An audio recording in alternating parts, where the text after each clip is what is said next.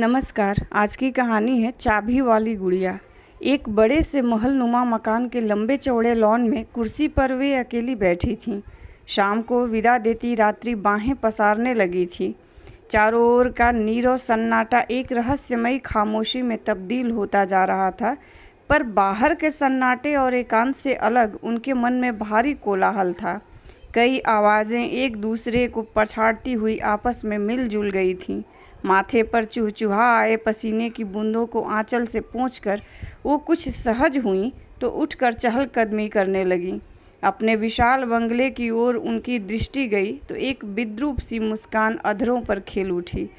इतना बड़ा बंगला, सुख के सारे साधनों और अकूत धन वैभव से परिपूर्ण होकर भी क्या कभी उनके लिए घर बन पाया? मकान को घर में बदलने की भीतरी ख्वाहिश लिए वो खुद मकान में पड़ी निर्जीव वस्तुओं में कब शामिल हो गईं, पता ही नहीं चला।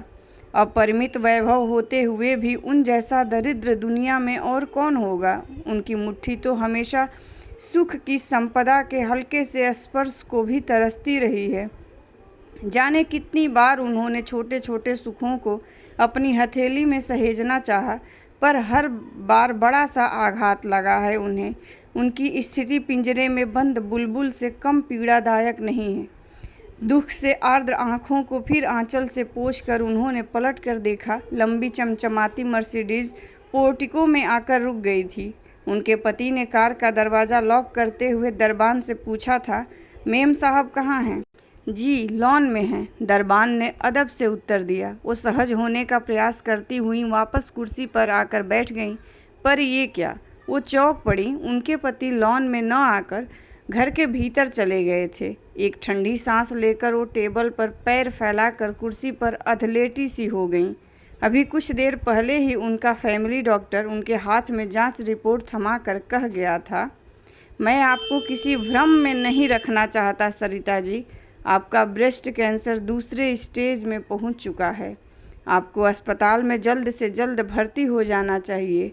आपने इलाज में बहुत देर कर दी। अगर समय पर इलाज हो गया होता तो। सच कितना भी कड़वा हो डॉक्टर, एक शांति का सृजन तो कर ही जाता है। मन का ऊहापोह शांत हो जाता है, एक बोझ सा उतर जाता है मन से। उन्होंने धीमी सी मुस्कुराहट के साथ कहा था। डॉक्टर के जाने के बाद वे जड़ की भांति निश्चेष्ट सी बैठी रह गई थीं। मन का दर्द आंखों में उतर आया था। कितना मुश्किल होता है हृदयगत पीड़ा को दबाकर जबरन मुस्कुराना। वो जानती थीं, जीवन भर यूं ही तो मुस्कुराती आई थीं वो। अपने से दोगुने उम्र के व्यक्ति को अपना जीवन साथी बनाना उनकी मजबूरी थी, पर भारी दहेज के भार से बाल बाल बचे पिता का खुशी से दमकता चेहरा देखकर एक अनजानी सी मुस्कुराहट उनके थरथराते अधरों का स्पर्श कर गई थी। पिता की उम्र वाले पति का प्रथम स्पर्श उनकी ओढ़ी हुई मुस्कान में समाकर उन्हें किस कदर सिहरा गया था। क्या वो आज तक वो क्षण भूल पाई हैं? मेरी बिटिया के तो भाग खुल गए जो राजा वीरेंद्र प्रताप सिंह जी के पोते के साथ इसका ब्याह हुआ। पिता की गरीबी जब खुशी बनकर झलकती तो एक मार्मिक मुस्कान सरिता को अपने आगोश में ले लेती थी। अपनी प्रथम संतान की पहली आहट अपने भीतर महसूस करके वो ठीक से खुश भी नहीं हो पाई थी कि उन्हें अपनी सास और पति के राजशाही फरमान के आगे सर झुकाना पड़ा। गर्भ की जांच हुई। कन्या भ्रूण जो ठीक से सांस भी नहीं ले पाया था, गर्भपात के जरिए दुनिया से ही मिटा दिया गया। असीम पीड़ा को मन में समेटे वो मुस्कुराती रहीं। आखिर खानदान की इज्जत का सवाल था। ज़मींदारी परिवार की बहू, पहली और इकलौती बहू, बेटा जनना उनका फ़र्ज़ था। बेटा न हुआ तो भला वंश कैसे चलेगा? 2 बार गर्भपात की असहनीय और अकथनीय पीड़ा को झेला है उन्होंने। अपनी अजन्मी कन्याओं का हृदय विदारक रुदन वो आज भी कानों में पिघले शीशे सा उतरता महसूस करती हैं। कभी कभी वो सोचती उनसे ज़्यादा सुखी और संतुष्ट तो उनकी नौकरानी कमली है। समाज के तथाकथित उच्च वर्ग की निगाहों में कौंधती हेय दृष्टि को झेलती गरीब निम्न तबके की स्त्री कमली क्या इसे वंश चलाने का भय नहीं खाता? एक दिन मुस्कुराते हुए उन्होंने उससे पूछ ही लिया था, क्यों री, तेरे 2 बेटियां हैं, क्या तेरे परिवार वाले एक बेटे की आस नहीं करते? बहू रानी, गरीब के लिए क्या बेटा और क्या बेटी, जितने बच्चे हों उतने जोड़ी हाथ कमाने वाले हो जाते हैं। बेटा होता तो बाहर से कमा कर लाता, बेटियां हैं तो इन्हें आसपास के घरों में काम पर लगा दूंगी। पर बेटा न हुआ तो तेरा वंश कैसे चलेगा? उन्होंने मुस्कान के पीछे दर्द छिपा कर पूछा। गरीबों का केवल पेट होता है बहू रानी, वंश, बेटा, ये सब बड़े लोगों के चोंचले हैं, कमली ने निर्विकार भाव से कहा और पोछा लगाने लगी। वो हतप्रभ रह गई थी। ये क्या कह डाला कमली ने? एक अजीब सी मुस्कान होठों पर लिए वो सोच रही थी। बिल्कुल ठीक कहती है कमली, वंश, खानदान, ये शब्द मन में गहरे तक उतरे गर्व और राजमद का प्रतीक है। कभी कभी सत्य उस नस्तर की तरह होता है जो मन में किसी सोच के रूप में उतरे फोड़े का मवाद बहाकर असीम शांति का सर्जक बन जाता है।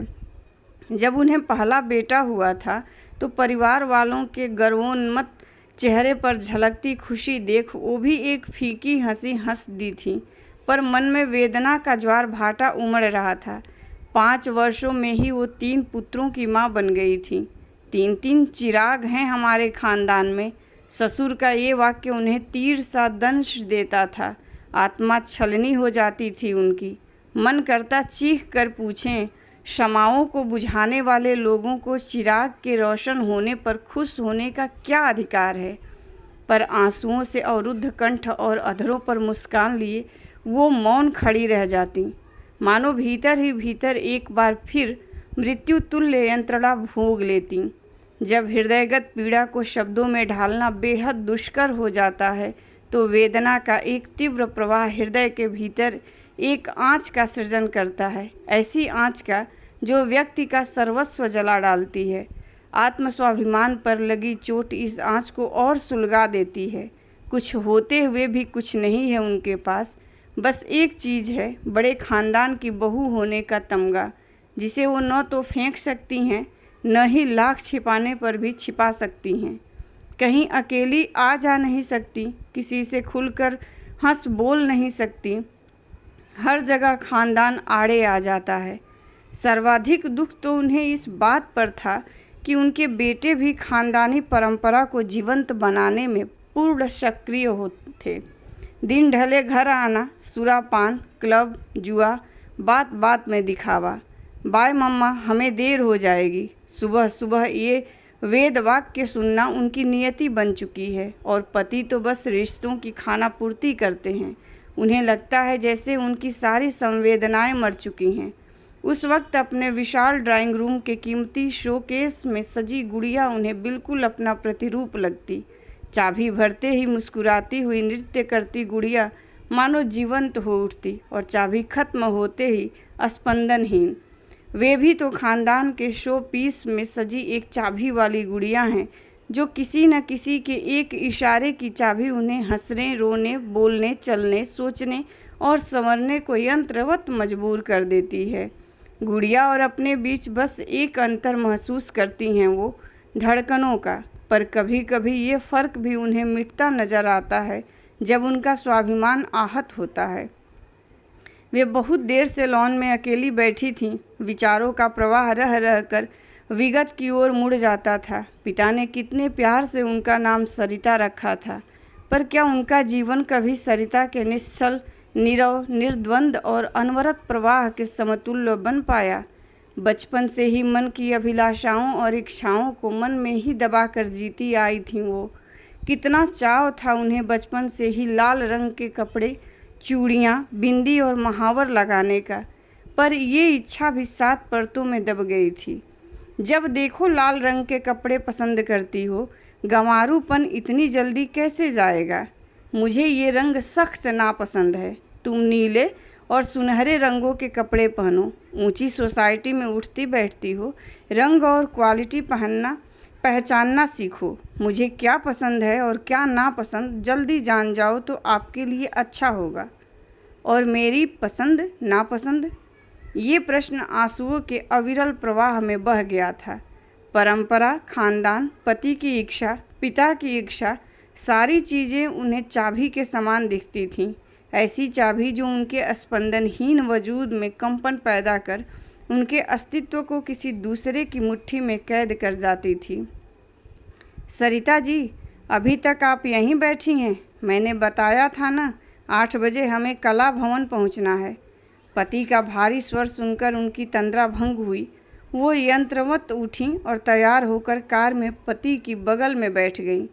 कार गंतव्य की ओर बढ़ी जा रही थी और वो फिर से विचारों के तूफान में फंसती चली जा रही थी।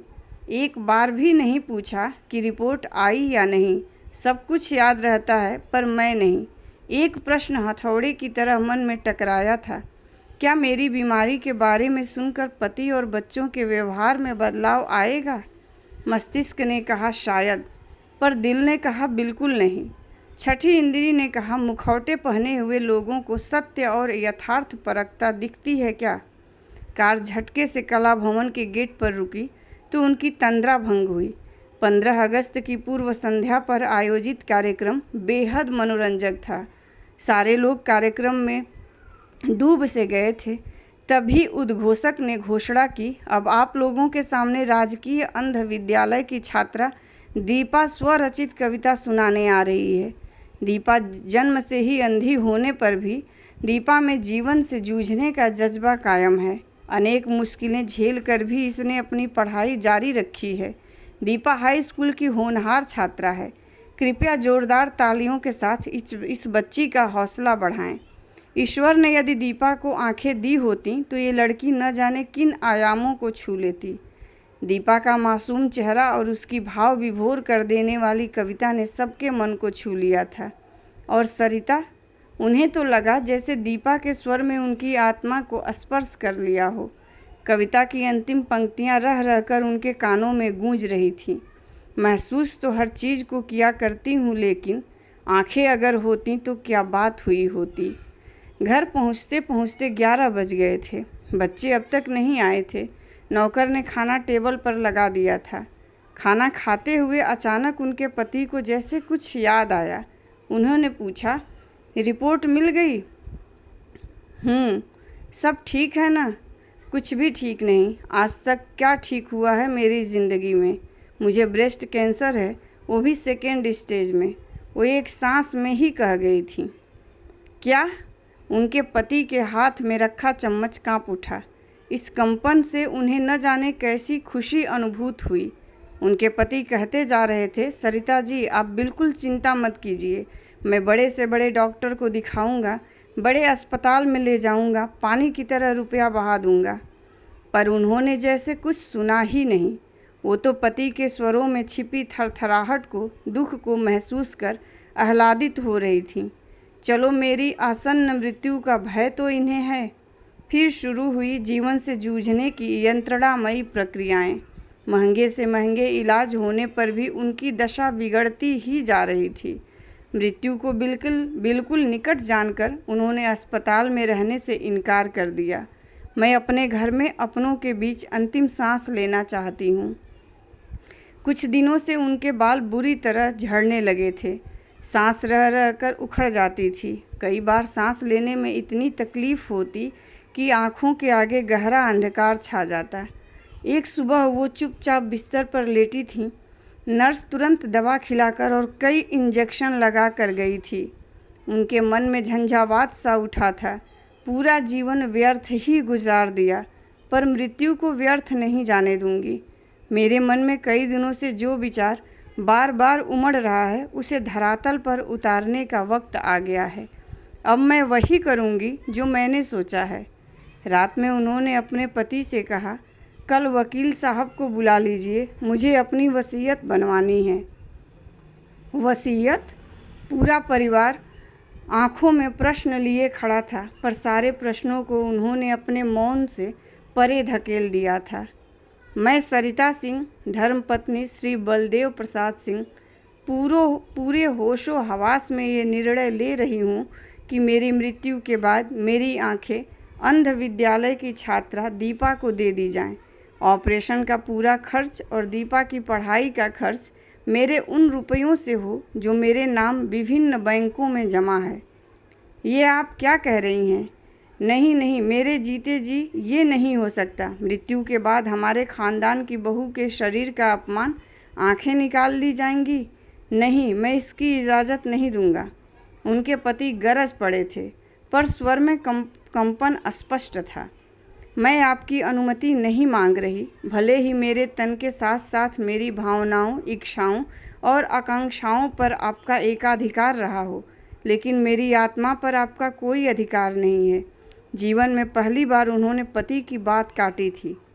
एक अनजान लड़की के लिए इतनी ममता क्यों? बड़े बेटे के इस प्रश्न पर उन्होंने कहा, वो अनजान नहीं रहेगी। मेरी आंखें होंगी उसके पास। वो बुरी तरह हाँफ उठी थीं। वकील के हाथ से वसीयतनामा लेकर उन्होंने हस्ताक्षर कर दिए और निढाल होकर बिस्तर पर लेट गईं। पूरा परिवार स्तब्ध था, पर वो खुश थीं। जीवन में शायद पहली बार उनके अधरों पर शांति, संतुष्टि और सहजता से ओतप्रोत मुस्कान खेल रही थी। इसी एक मुस्कान के लिए ही तो वो जीवन भर तरसी थीं। उनकी सांस बुरी तरह उखड़ने लगी थी। आसन्न मृत्यु का आभास पाकर उन्होंने नज़रें घुमाकर चारों ओर खड़े लोगों पर दृष्टि डाली। पति के चेहरे पर धुंधलाई आंखें गड़ाकर उन्होंने अस्फुट शब्दों में कहा, मैंने जीवन भर चाबी वाली गुड़िया की तरह आपकी हर बात मानी है। मेरी एक इच्छा, अंतिम इच्छा जरूर पूरी कर दीजिएगा। मुझे लाल रंग की साड़ी, लाल चूड़ियाँ, लाल बिंदी लगाकर चिता पर चढ़ाइएगा। मेरे पाँवों में महावर, हाथों में सांसें उनका दामन छोड़ने लगी थीं। परिवार के सदस्यों के धुंधले चेहरों के बीच उन्हें दीपा का दमकता चेहरा साफ दिख रहा था। दीपा की आंखों में सारी दुनिया समाती चली जा रही थी। धीरे धीरे उनकी आंखों के आगे गहरा अंधेरा होता चला गया। चेहरे पर एक ओजस्वी मुस्कान लिए वो संसार से विदा हो गईं, एक नई दुनिया को फिर से देखने की तमन्ना लिए। पर जीवन भर खुद को चाबी वाली गुड़िया समझने वाली सरिता ने मृत्यु के अंतिम पलों में उन्मुक्त निर्बाध जीवन का स्पंदन भली भांति महसूस कर लिया था। धन्यवाद।